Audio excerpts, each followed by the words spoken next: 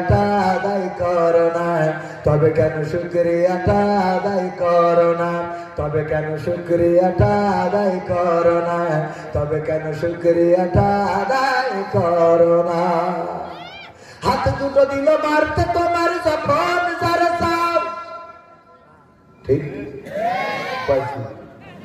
এই হাত মারামারি করা চলে, এই হাত দিয়ে ভালো বলছেন না, এখন মারামারি করা যাবে, কারণ 16 বছর মার খাইছি, এখন ভীষণ ভীষণ।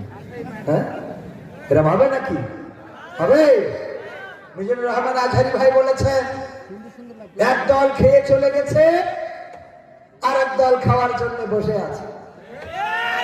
মহাভারত, আচ্ছা ও কথা না বলি আবার সমালোচনা করবে, এতে বিড়াল বেজার হয়ে গেছে, ঠিক না বেঠে? একদল খেয়ে চলে গেছে, আর একদল খাওয়ার জন্য বসে আছে।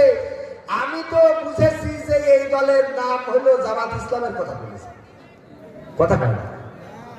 হ্যাঁ, না বলছেন কেন?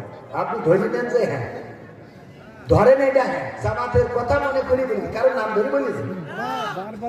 জামাত তো খেপিনি, যারা খেপছে বলতে হবে, তাহলে তোমাদের সমস্যা হচ্ছে, কথা কেন?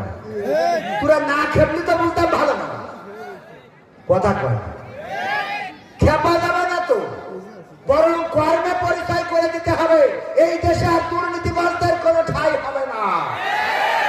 এই দেশে দুর্নীতিবাজরা অনেক কিছু করেছে, কানাডাতে বাড়ি বানিয়েছে, সুইজারল্যান্ডে টাকা রেখেছে, সিঙ্গাপুরে চিকিৎসা নিয়েছে, থাইল্যান্ডে পিকনিক করেছে, বেগমপাড়ায় বাড়ি করেছে, আর ছেলে পড়িয়েছে আমেরিকায়, মেয়ে পড়িয়েছে লন্ডনে।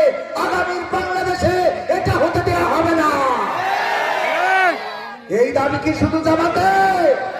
এই দাবি কি শুধু আলেমে? এই দাবি বাংলাদেশ জাতীয়তাবাদী শক্তিরও বলেন দেখে না।